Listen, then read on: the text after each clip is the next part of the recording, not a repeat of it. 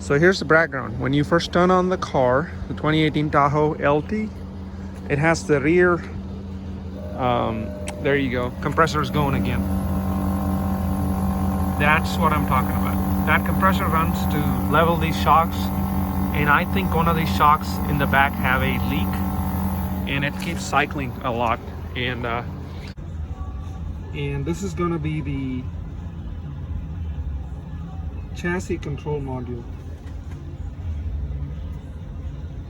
Go read the data stream. Automatic level control. Select all. Okay. If I look at the compressor, see the compressor is on, but there's no flag set for excessive compressor activity. The shocks are leveled pretty good. And in fact, if I keep monitoring the voltage here, I think I'm gonna realize which shock is bad.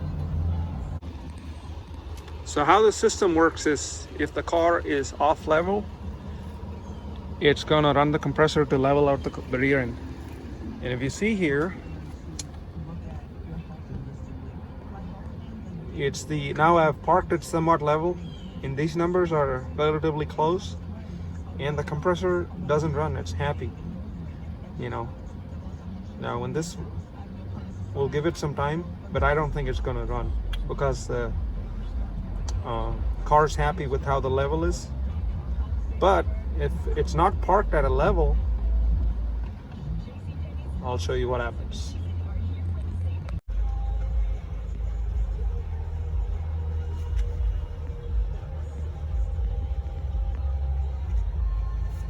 See, the value has gone up to 1.99, and when it gets up above 2,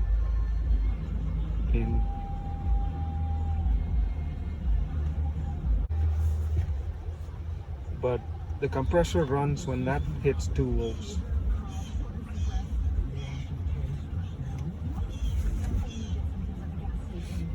See, it's on when that value right there hit 2 volts, and as soon as the compressor runs, both of these numbers drop a little bit, but it's running too much in my opinion.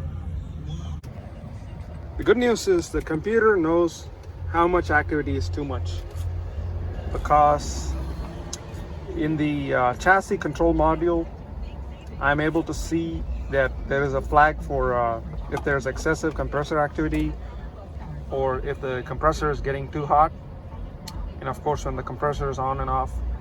And it also tracks the position of the left and right shocks. So if you hear this noise and you're concerned if it's too much, don't let anybody sell you any gas shocks that you don't need.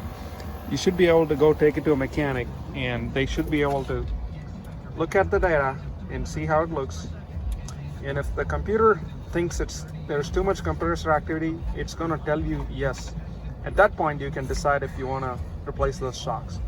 Those shocks are really expensive, and so just putting this out there so you guys know what to look for.